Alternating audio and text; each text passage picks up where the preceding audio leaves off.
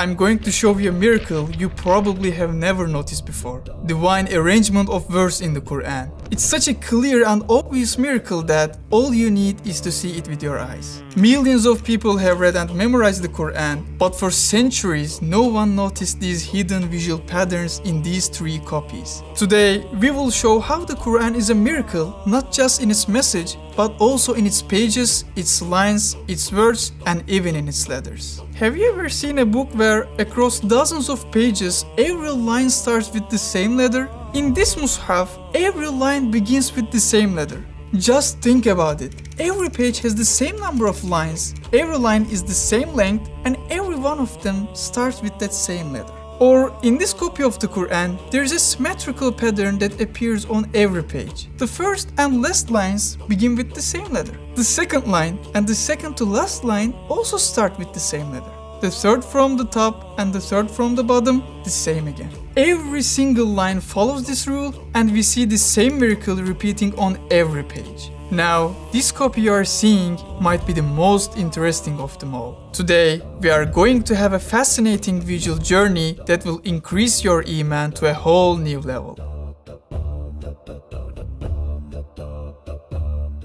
Hafiz Osman Nuri was a calligrapher who lived in the late 1800s. And wrote the entire Quran by hand 106 times. Yes, 106 times. But the greatest legacy he left behind was not just the mushafs he wrote. It was the writing style and page structure that are now accepted across the world. One day, while copying the Quran once again, he asked himself a question. What is the best way to write the Quran? At that time, he had no idea that he was about to discover a miracle. Sometime later, Allah inspired his heart with an idea. He was going to write a mushaf using the Quran's own measurements. To determine the length of each line, he used the shortest surah, Surah al-Kahf, as the reference, and decided to make every line the same length as that surah. For the length of a page, he chose the longest ayah, ayatul mudayana, so every page would be the length of that ayah, which filled an entire page. But when he started writing, he couldn't believe how perfectly the verse fell into place. He was amazed by what he saw. Every page started with a complete verse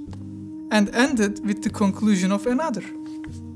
No verse was ever split between pages. Each one ended exactly at the bottom of the page. And the entire Quran continued in this way, 600 pages. Isn't it strange that Allah placed the key to writing it perfectly right inside the Quran itself? Everyone who saw it was amazed, and soon this writing style began to spread across the Islamic world. Now imagine this. We gather every book ever written and upload all of them into a computer. Then we ask AI to rewrite each one, but using the shortest paragraph as the standard for a line and the longest paragraph as the size of a page. Do you think even one of those books could match the perfect layout of the Quran? I really don't think so. This proves once again that the Quran is the word of Allah. Because its structure is so precise, it will be impossible for a human to design it intentionally. On top of that, Prophet ﷺ was unlettered. He was not able to read or write. And what's even more interesting is this. The verses and surahs of the Quran were revealed over a period of 23 years, in response to different events and always at specific moments, not all at once. What's even more surprising is that the order in which the surahs were revealed is completely different from the order Prophet ﷺ taught his companions. So if he couldn't have planned this structure himself, and we've never seen anything like it in any other book, then it's very clear. This is a miracle. Afterwards, the great tafsir scholar Bediüzzaman discovered more hidden secrets in the same copy in 1932. He noticed that keywords like the names Allah, Rabb, Rahman, and the names of prophets, along with other important terms, aligned in ways that couldn't possibly be random. Some appeared one below the other on the same page, just like beads on a fiber.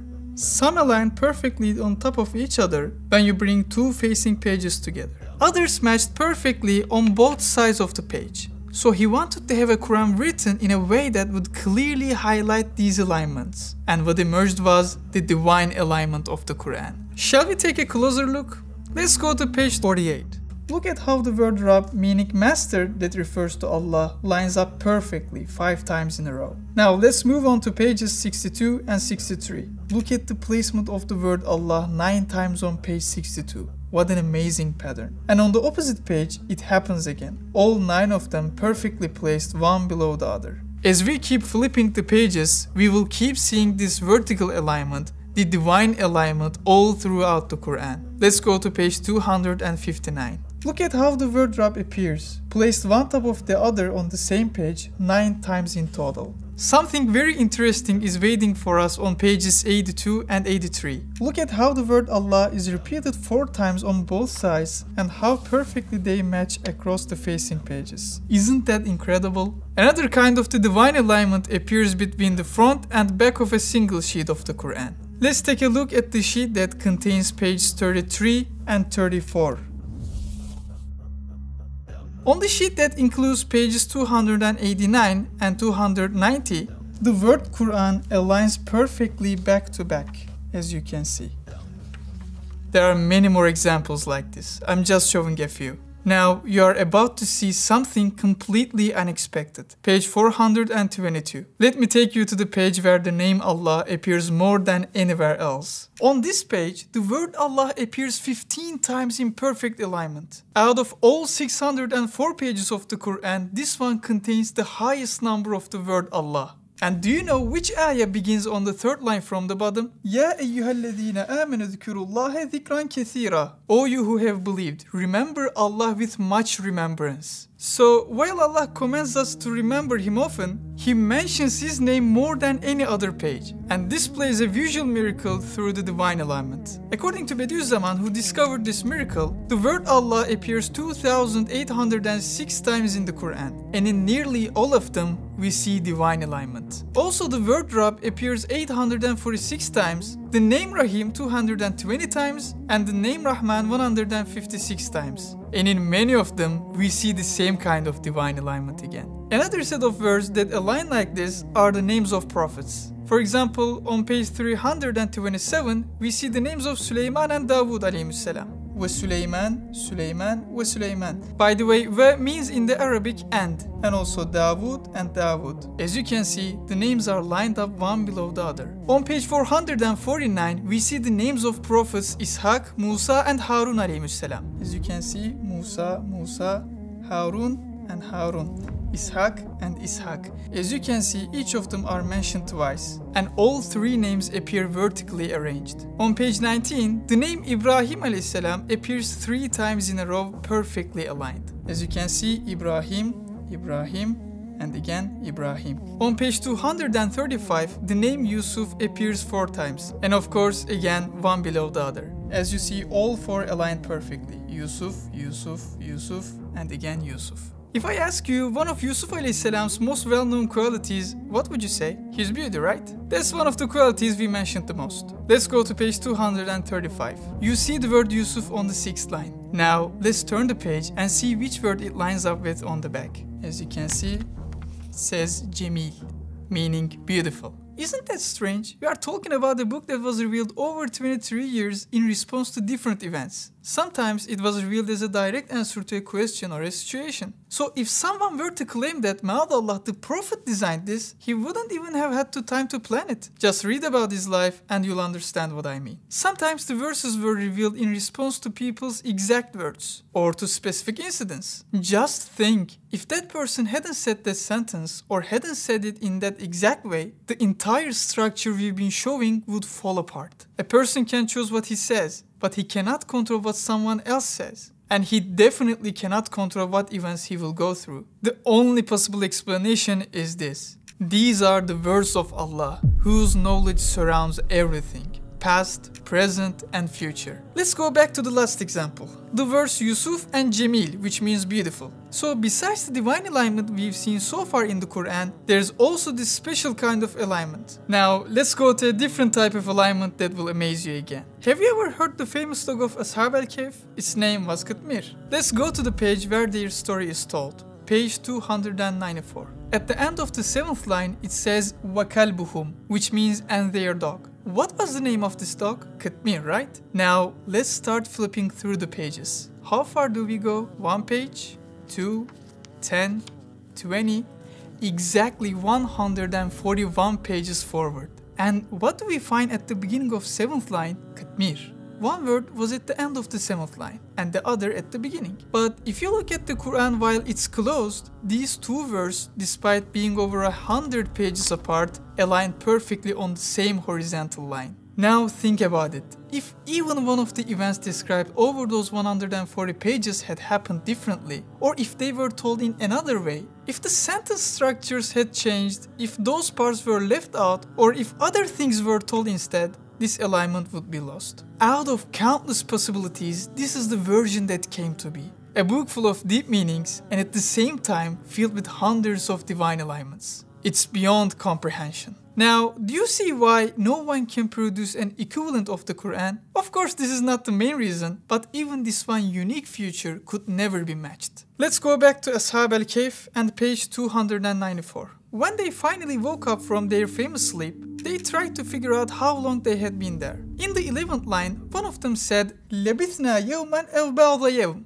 We have stayed a day or part of a day. While they were trying to figure it out, look at the same line on the opposite page. It's as if Allah is answering them directly. وَلَبِثُوا فِي كَهْفِهِمْ 300 سِنِينَ وَازْدَادُوا تِسْعًا. They remained in their cave for 300 years and they added 9 more. Another kind of these visual miracles is when two verses with similar meanings appear in alignment, even though dozens of pages lie between them. For example, at the beginning of page 342, we read, وَأَنزَلَ مِنَ السَّمَاءِ مَاءً بِقَدَرٍ. And we've sent down rain from the sky in a measured amount. Exactly 147 pages later, at the start of the page 489, it says, وَالَّذِي نَزَّلَ مِنَ السَّمَاءِ مَاءً بِقَدَرٍ. And who sends down rain from the sky in measured amounts. As you see, they have almost the same meaning and they align perfectly on the top of the page. And again, if you look at the 4th line on both page 71 and 511, you'll see sentences that are almost identical starting at the exact same spot. Bismillahirrahmanirrahim. يَقُولُونَ بِأَفَّاهِهِمْ مَا لَيْسَ فِي قُلُوبِهِمْ. And on the other, يَقُولُونَ بِأَلْسِنَتِهِمْ مَا لَيْسَ فِي قُلُوبِهِمْ. And saying with their tongues what was not in their hearts. Despite the 440 pages in between. We notice the same pattern again when we compare pages 112 and 286. On the 4th line from the bottom, we read, وَابْتَغُوا إِلَيْهِ الْوَسِيلَةَ. And seek the means of nearness to him. Now look at the other page. Estaizu billah, يَبْتَغُونَ إِلَى رَبِّهِمُ الْوَسِيلَةَ. They seek means of nearness to their Lord. Now pages 219 and 415. On the 3rd lines of both pages, the verses begin with nearly the same words. Estaizu billah, وَلَوْ شَاءَ رَبُّكَ لَآمَنَ مَنْ فِي الْأَرْضِ كُلُّهُمْ جَمِيعًا. And had your Lord willed, those on earth would have believed. The verses on the 3rd lines of both pages have nearly the same meaning. Estaizu billah, وَلَوْ شِئْنَا لَآتَيْنَا كُلَّ نَفْسٍ هُدَاهَا. And if we had willed, we could have given every soul its guidance. Just like these verses say, Allah does not need people to believe. In fact, we are the ones who need belief. If He had willed, He could have expected belief from us without giving a single clear proof. Yet, He still shows us countless signs just like these, so that we might believe and save our eternal lives. The copy of the Quran we've been talking about is actually one of 3 major divinely aligned Qurans. As I mentioned earlier, there are 2 more, each with their own uniqueness. But because they haven't been studied in detail like this one, we still don't know what other wonders they contain, or how many more divinely aligned Qurans might still be out there waiting to be discovered. Let's take a quick look at how one of them was written. Another scholar from the Ottoman era, Hafiz Hunsari, he once saw the Prophet ﷺ in his dream. Until that time, he also had been writing the Quran by hand. In the dream, he told the Prophet ﷺ about his work and asked for a kind of spiritual gift. The Prophet accepted this request and showed him how the Quran could be written in a different way. Following his instructions, he wrote every page with exactly 11 lines, and the result was amazing. The first letters of the lines on each page follow the perfect pattern. For example, the first line begins with the letter Fa, and the last line also begins with the same letter, Fa. The second line starts with Alif, and the second line from the bottom also starts with Alif. The third line and the third from the bottom, again, same, Lam, Lam. The 4th line also begins with Lam, and the 4th from the bottom begins with Lam as well. The 5th line starts with Alif, and so does the 5th line from the bottom, Alif.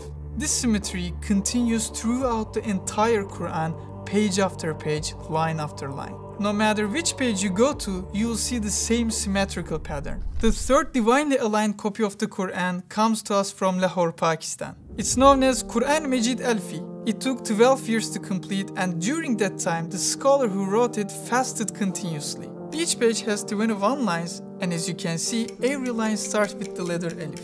No matter which page you go to, it's the same. The entire Musaf contains 221 pages. Just like the Musaf written in Hafiz Hunsari style, the unique design of this Musaf cannot be found in any other book.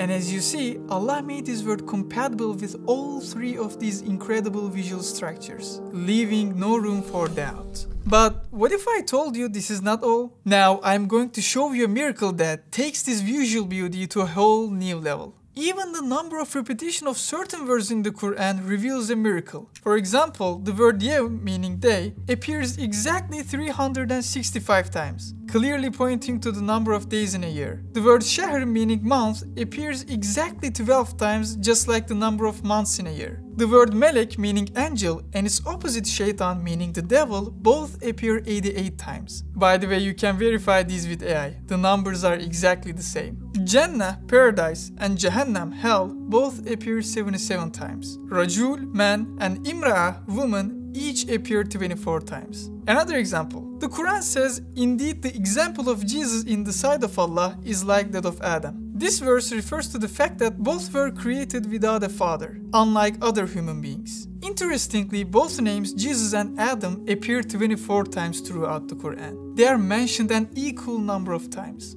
Now, let me give you a completely different kind of example. The longest surah, Surah al-Baqarah, has 286 verses. Throughout this surah, the word Allah appears 282 times. In addition, the pronoun huve, meaning he, referring to Allah, appears 4 times. Add them together and you get a perfect match. 286, just as the number of verses in this surah. Or take the surah, Surah an-Nisa, al-Maidah, and Surah al-Anam. The total number of verses across these three is 464. And guess what? The name Allah appears exactly 464 times in these three surahs. Now let's look at an even more surprising pattern. Take the following 5 surahs: Surah al-Baqarah, Ali Imran, an-Nisa, al-Maidah, and al-Anam. From chapter 2 to 6. The number of times the name Allah appears in this group is exactly double the amount found in the next 5 surahs: Al-Araf, Al-Anfal, At-Tawbah, Yunus, and Hud. And again it continues. That second group is also exactly double that of the next 5: